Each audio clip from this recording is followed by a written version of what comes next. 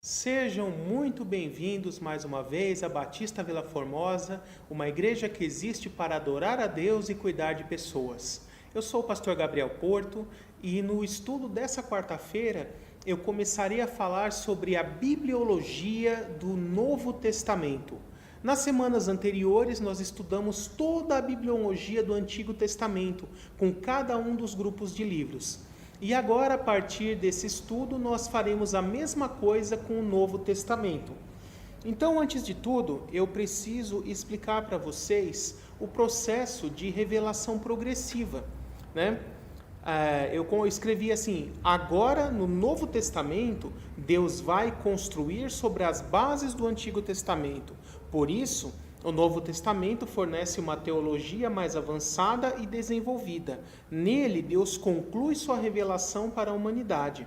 O Novo Testamento vai além do que já estava revelado no Antigo, mas ao mesmo tempo explica e confirma ele. Porém, a base do Antigo Testamento é fundamental para entendermos o Novo Testamento plena e corretamente. Esse método de Deus se revelar aos poucos, construindo uma mentalidade propícia para entender as verdades, é denominado revelação progressiva. Então, é um erro pessoas dizerem assim: nós vivemos na nova aliança, então só vou ler o Novo Testamento, não vou ler o Antigo. Não adianta, irmãos, porque seria mais ou menos a mesma coisa que você pegar uma criança e querer ensinar matemática direto por exponenciação, raiz quadrada. Não adianta, você precisa primeiro ensinar as operações básicas. E essas operações básicas que vão construir na mente dessa criança toda a base de conhecimento para que ela consiga ir para algo mais avançado. A relação Antigo e Novo Testamento é exatamente isso. No Antigo Testamento, Deus vai inserindo a revelação e as doutrinas bíblicas por meio da história de Israel, nos fornecendo toda essa base de conhecimento bíblico, teológico, histórico, para que quando nós chegarmos no Novo Testamento, nós possamos já construir a partir dessa base. Senão, nós não conseguiremos entender o Novo Testamento corretamente. Então, o Novo Testamento, ele pega a revelação do Antigo e a explica e vai além dela, construindo sobre esse alicerce que o Antigo Testamento já desenvolveu.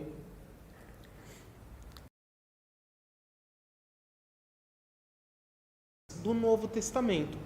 Se você se lembra dos estudos de Antigo Testamento, o Antigo Testamento ele é dividido em Pentateuco, livros históricos, livros poéticos, profetas maiores e menores. São 5 grupos. Já no Novo Testamento, nós temos também divisões. Quais são essas divisões? A primeira delas, evangelhos, compostos pelos livros de Mateus, Marcos, Lucas e João.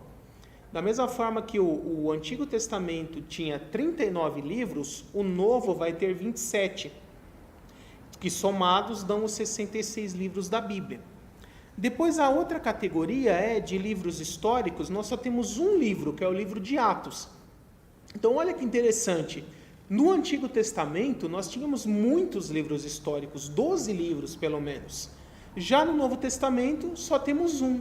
Então, perceba que o estilo de escrita, os grupos utilizados é completamente diferente do Antigo Testamento. Depois nós temos as epístolas ou as cartas apostólicas e eclesiásticas, que são o maior grupo do Novo Testamento, que são as cartas de Romanos, 1ª e 2ª Coríntios, Gálatas, Efésios, Filipenses, Colossenses, 1ª e 2ª Tessalonicenses e Hebreus. Esse grupo também é conhecido como cartas paulinas. Por que a teologia, na forma mais correta, não chama todas elas de cartas paulinas? Porque a carta aos Hebreus, ela é o único livro do Novo Testamento que não tem autor definido.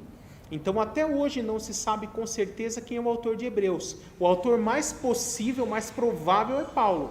Tá? Então, aqueles que afirmam ser Paulo chamam esse grupo de cartas paulinas. E outros preferem chamar apenas de cartas apostólicas, porque não se sabe exatamente quem é o autor de Hebreus. Tá? Então, essas são cartas escritas por apóstolos e para igrejas que já viviam ali naquele contexto, naquela época, em determinadas cidades e lugares. Depois nós temos as epístolas ou as cartas apostólicas pastorais. Elas não eram para igrejas, elas eram para pastores, que são as duas cartas a Timóteo, 1ª e 2ª Timóteo, a carta a Tito e a carta a Filemon. Tá? Essas são chamadas cartas pastorais.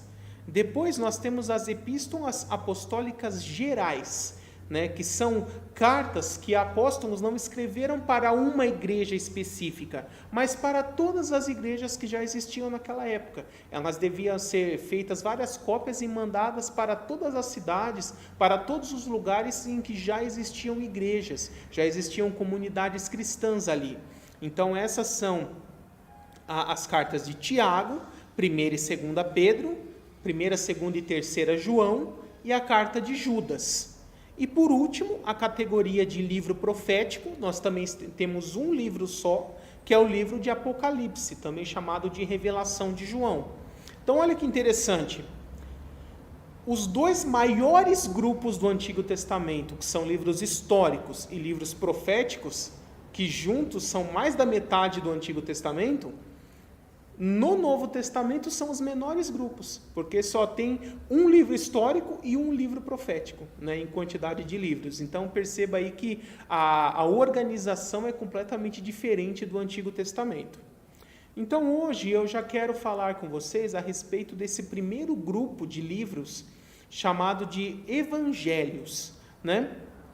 Por que os Evangelhos e não o Evangelho? A palavra evangelho vem do grego, significa boas novas, uma mensagem boa, uma boa notícia,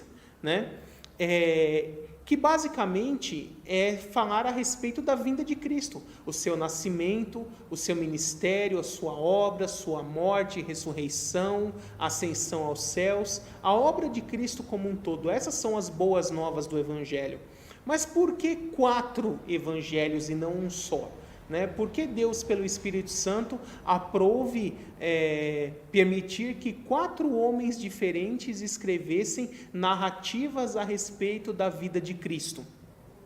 Isso tem um objetivo, porque elas foram escritas por pessoas diferentes e para grupos diferentes. Então, o primeiro evangelho, Mateus, o seu autor, lógico, Mateus. Mateus era um judeu e ele escreveu o seu evangelho para judeus. Inclusive, existem muitos indícios de que a primeira versão do evangelho de Mateus foi escrita em hebraico ou talvez aramaico, e depois ele foi feita uma nova versão para o grego, talvez feita pelo próprio Mateus. Mas a primeira versão do evangelho de Mateus ela não era em grego, ela era em hebraico ou aramaico. Então, ela apresenta Jesus como o Messias, como o rei dos judeus, como o leão da tribo de Judá. Daqui a pouco eu vou falar com a simbologia lá de Apocalipse 4 e 5, dos 4 seres viventes. Mas essa é a ideia. Mateus ele era um judeu, escreveu para os judeus. E qual era o objetivo de Mateus, no Evangelho de Mateus? Era provar que Jesus de Nazaré era o Messias profetizado no Antigo Testamento. E como ele fez isso? É o evangelho que mais cita cumprimento de profecias. Por várias e várias vezes nós vemos no evangelho de Mateus, e tal coisa aconteceu para que se cumprisse a escritura. Às vezes ele cita, e tal coisa aconteceu para que se cumprisse o que fora profetizado pelo profeta Isaías, e assim por diante, ou pelos profetas, quando é mais de um profeta que fala a aquele respeito. Então, dos evangelhos, o que você vai encontrar que tem mais cumprimento de profecias é o evangelho de Mateus, e isso é proposital. Ele fez isso como argumento para comprovar, está vendo? Jesus de Nazaré é o Messias, porque ele está cumprindo as profecias do Antigo Testamento que falam a respeito do Messias. E foi escrito aí entre 58 e 68 depois de Cristo. Provavelmente 58 foi a versão hebraica, e depois por volta de 68, um pouquinho antes, a versão grega. Depois nós temos o evangelho de Marcos. Marcos, também chamado de João Marcos, ele era romano, né, judaizado, mas de etnia romana. Muitos acreditam que ele era o jovem que estava no Getsêmani junto com Pedro, naquele momento em que Jesus foi orar sozinho e os discípulos ali acabaram dormindo. Então ele era um discípulo de Pedro, andou muito tempo de sua vida junto com Pedro. E quando o apóstolo Paulo morre lá em Roma, no ano 64, Pedro vai para Roma para preencher esse vácuo, para que haja uma liderança lá, e Marcos vai junto com ele. E aí os romanos ainda não tinham uma cópia do evangelho para eles. Então isso motiva Marcos a escrever um evangelho para que os romanos soubessem com mais detalhes a respeito da história de Cristo. E como Marcos fez isso? Ele ficou perguntando para Pedro como foi toda a vida de Cristo, desde o seu nascimento, tudo que Pedro sabia a respeito, e ele mesmo foi redigindo de forma organizada e compilou esse evangelho. Então o evangelho de Marcos, apesar de ter sido escrito pela mão de Marcos, digamos assim, ele é o registro do que Pedro se lembrava a respeito da vida de Cristo. Por que eu digo se lembrava? Porque nessa época o Pedro já era um senhor idoso, já provavelmente aí com seus 65, 70 anos. Então, muita coisa ele já não lembrava, já tinha esquecido, já não estava mais tão vivo em sua mente. E é por isso que ele é o menor dos evangelhos, porque ele é baseado no que Pedro se lembrava a respeito da vida de Cristo, compilado por Marcos. Tá? Nós poderíamos até chamar de Evangelho de Pedro, né? Mas quem compilou foi Marcos. Tá? E ele, então, Marcos era romano, e escreveu seu evangelho para romanos. E qual foi a maior ênfase do evangelho de Marcos? Apresentar Jesus como o servo sofredor, como o Cordeiro de Deus que tira o pecado do mundo, como o servo fiel que veio para sofrer, para ser experimentado em todo tipo de sofrimento, para ser morto numa cruz como um sacrifício pelo perdão dos pecados da humanidade. Então, da mesma forma que Mateus apresenta o Messias como o leão, como o rei, o poderoso, Marcos ele apresenta pela outra ênfase, pelo cordeirinho, pelo servo sofredor que veio morrer numa cruz, né?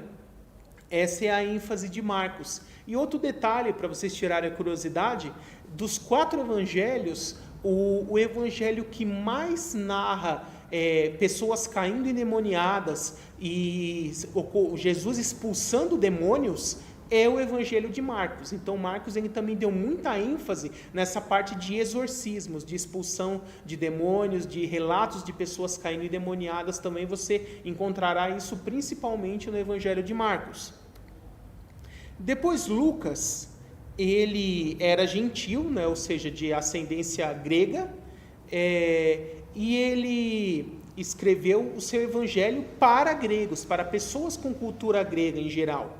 Ele também era um discípulo do apóstolo Paulo, mas ele não escreveu o evangelho apenas com base no que Paulo falou. No início do evangelho de Lucas, ele fala que ele fez um trabalho de historiador, colhendo relatos de várias testemunhas oculares da vida e obra de Jesus, que ainda estavam vivas naquela época, e a partir de todos aqueles relatos, ele os transcreveu em uma ordem o mais possível e cronológica desses eventos. E assim ele compôs o Evangelho de Lucas. Então o Evangelho de Lucas, dos 4 evangelhos, é o único que se propõe a descrever todos os eventos da vida e obra de Jesus em ordem cronológica.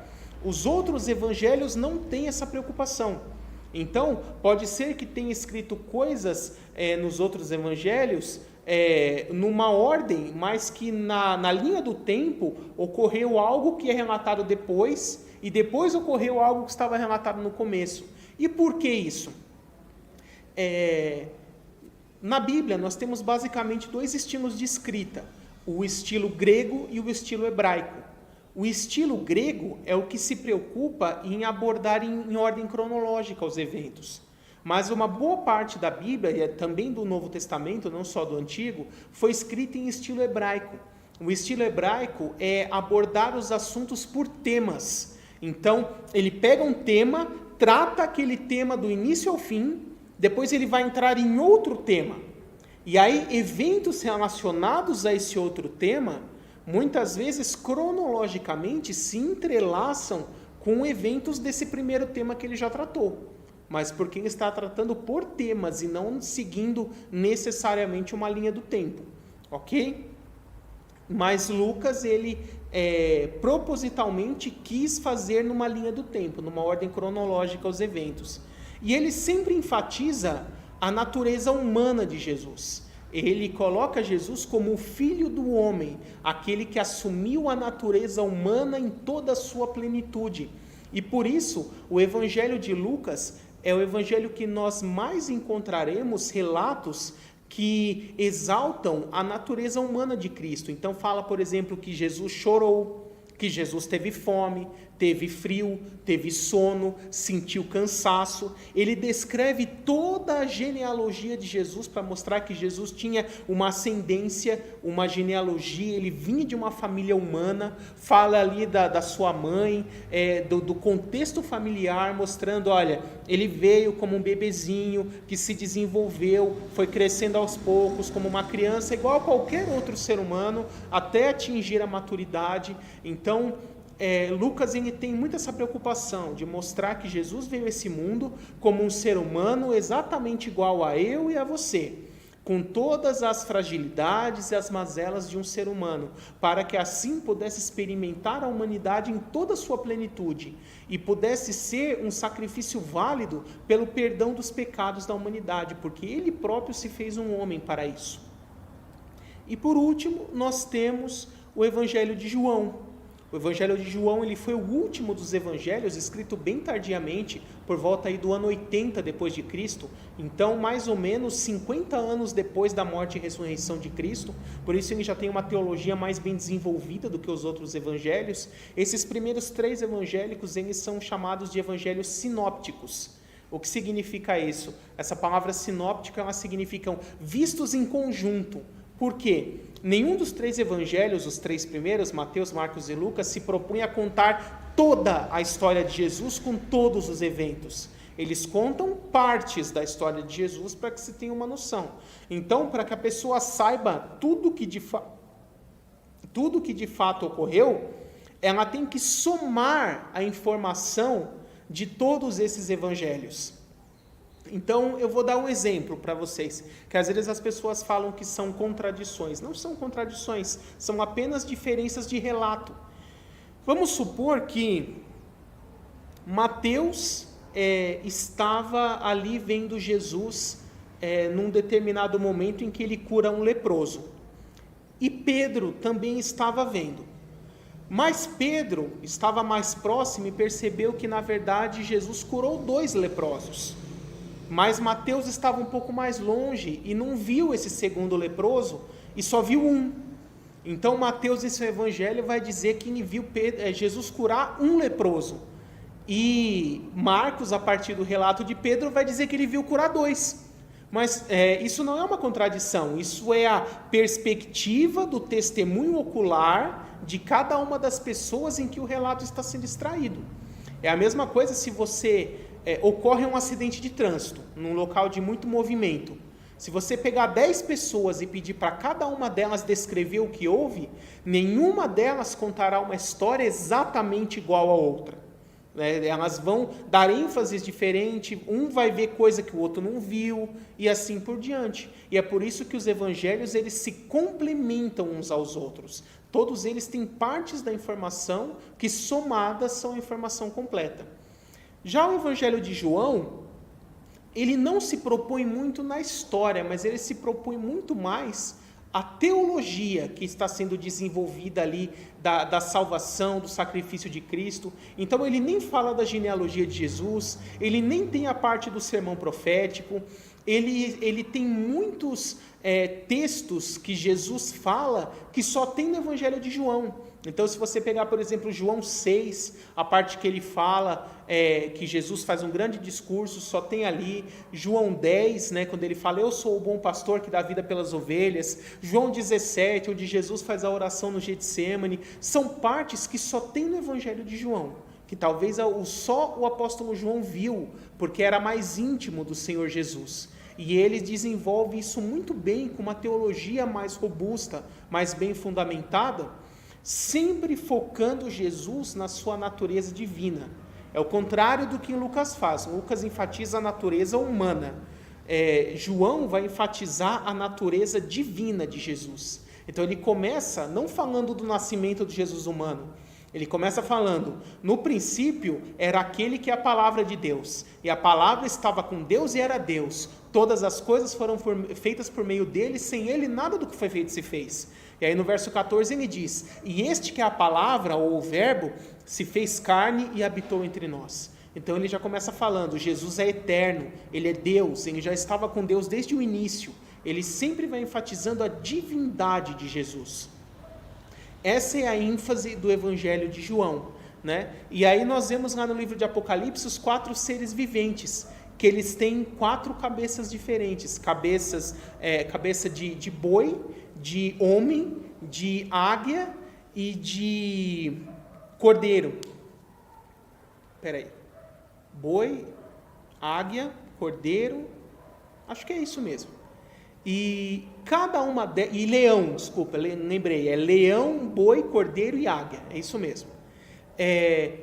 Cada uma delas está relacionada a um dos evangelhos, nós podemos chamar que são as 4 faces de Cristo. Por quê? Cada um é uma ênfase da pessoa do Messias. Então, o Messias em Mateus, ele é o leão, ele é o rei dos judeus. O Messias em Marcos, ele é o cordeiro, ou o boi, o animal de sacrifício. Ele é o servo sofredor que veio morrer pelos pecados da humanidade.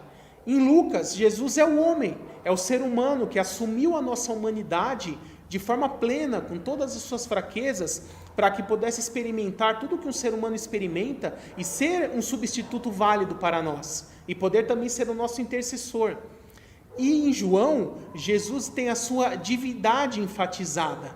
Ele é o Filho de Deus, ele é Deus, ele é o Todo-Poderoso, o Eterno, que já existia, que sempre existiu. E é esse Deus Todo-Poderoso que se fez carne para habitar entre nós, cumprindo ali a profecia de Isaías 7,14, o Emanuel, né? Então, esses são os evangelhos que se autocomplementam e narram a vida e a história de Jesus. E aí, de uma forma bem breve, eu vou mostrar aqui as divisões dos evangelhos. Então, Mateus, capítulos 1 e 2, genealogia, nascimento e infância de Jesus. Capítulo 3, João Batista e batismo de Jesus. Capítulo 4, tentação de Jesus e início de seu ministério. Capítulos 5 a 7, o Sermão da Montanha, é um texto bem conhecido também. 8 a 16, curas, sinais e ensinamentos de Cristo. E ali em Mateus 16, ele já começa a revelar o plano da igreja, quando ele está ali num barquinho junto com os discípulos, né? E aí Pedro fala, tu és o Cristo, filho do Deus vivo, e Jesus diz, sobre essa rocha, sobre essa revelação, eu fundarei a minha igreja. Capítulos 17 a 20, nós temos o episódio da transfiguração, que também é bastante importante, curas e ensinamentos. 21 e 22, a entrada triunfal de Jesus em Jerusalém, mais alguns ensinamentos. 23, uma exortação contra os judeus. 24 e 25, seu sermão profético e os ensinamentos escatológicos. 26, a conspiração contra Jesus, a ceia, traição e a prisão de Cristo. 27, julgamento, crucificação, morte e sepultamento. E 28, que é o último, ressurreição e a grande comissão. Essa é a sequência do Evangelho de Mateus. Depois em Marcos, que é o menor, tem apenas 16 capítulos, 1 e 2, preparação, batismo, início do ministério e curas. 3 a 8, curas, ensinamentos e sinais. 9 e 10, transfiguração, curas e ensinamentos. 11 e 12, entrada triunfal e mais ensinamentos, em paralelo com Mateus 21 e 22, 13, sermão profético, ensinamentos escatológicos, que é paralelo com Mateus 24 e 25. Depois, capítulo 14, conspiração, ceia, traição e prisão de Cristo. Capítulo 15, julgamento, crucificação, morte e sepultamento de Jesus. E por último, capítulo 16, ressurreição, a grande comissão e a ascensão de Jesus. Depois nós temos Lucas. Lucas é o segundo maior evangelho, com 24 capítulos. Ele segue, lembra que eu falei, ele procura seguir os eventos em uma ordem cronológica. Então essa primeira, na ordem de Lucas é assim: capítulos 1 e 2, preparação, nascimento e infância de Jesus. Capítulo 3, João Batista e batismo de Jesus. Capítulo 4, tentação de Jesus lá no deserto e início de seu ministério. Capítulo 5 até o capítulo 8, verso 27, curas, sinais e ensinamentos de Cristo. Capítulo 8, 28 até o 19, 27, transfiguração, curas e ensinamentos. Capítulo 19, 28 até o 20, entrada triunfal e ensinamentos. No 21, sermão profético e ensinos escatológicos, que é paralelo em Mateus 24 e Marcos 13. Depois, no capítulo 22 de Lucas, nós temos a conspiração, ceia, traição e prisão de Jesus Cristo. Capítulo 23, julgamento, crucificação, morte e sepultamento de Jesus. Capítulo 24, ressurreição e grande comissão e ascensão de Cristo. E por último, o Evangelho de João. Nós temos aqui capítulo 1, origem e encarnação do Logos, do Verbo Divino, e início de seu ministério. Capítulos 2 até o 10, curas, ensinamentos e sinais. Capítulo 11 é um capítulo bastante conhecido, a morte e ressurreição de Lázaro. Capítulo 12, a entrada triunfal e os ensinamentos. 13 a 16, comunhão, ceia e ensinamentos. Capítulo 17 é um dos trechos que só tem em João, a oração que Jesus faz no Getsêmani. Capítulo 18, traição, prisão e julgamento de Cristo. Capítulo 19, morte e sepultamento de Jesus. E aqui eu coloquei capítulo 20, mas na verdade são capítulos 20 e 21. João tem 21. Ressurreição e aparições de Jesus e encerramento. Tá? E assim termina o Evangelho de João. E é interessante que no finalzinho de João, o apóstolo diz assim, que isso é apenas uma parte do que Jesus fez em sua história e ministério, que se ele fosse escrever tudo o que Jesus fez, nem em todos os livros do mundo caberia tudo o que Jesus fez. Eu gosto muito dessa forma como ele encerra. Aqui nós terminamos esse primeiro estudo de bibliologia do Novo Testamento sobre os evangelhos. Vamos fazer uma oração para poder encerrar esse estudo. Senhor Deus, Pai de amor, Todo-Poderoso, mais uma vez eu te agradeço, Senhor, pela oportunidade de ministrar esse estudo. Peço para que abençoe cada um dos que estão ouvindo essa mensagem e dos que ainda haverão de ouvir, Senhor, para que essa mensagem penetre profundamente na mente e no coração de todas as pessoas que ouvirem essa mensagem, para que elas creiam, para que elas vejam que Jesus é o Cristo, é o Filho de Deus, que se fez homem e experimentou a humanidade para vir a esse mundo, morrer como um sacrifício pelo perdão dos pecados da humanidade. E todo aquele que crê que Jesus morreu como um sacrifício perfeito e ressuscitou dentre os mortos, subiu aos céus e está à destra do Pai intercedendo por nós, tem a vida eterna. Então, eu peço para o Espírito Santo de Deus, para que por meio dessa mensagem toque em muitos corações para que eles venham a crer que a salvação só existe em Jesus Cristo e que não há nenhum outro nome dado no céu, na terra ou debaixo da terra pelo qual as pessoas podem ser salvas. Muito obrigado, Senhor. Essa é a oração que nós fazemos de agradecendo em nome de Jesus. Amém. Mais uma vez eu agradeço pela sua presença, que Deus te abençoe e até o nosso próximo estudo.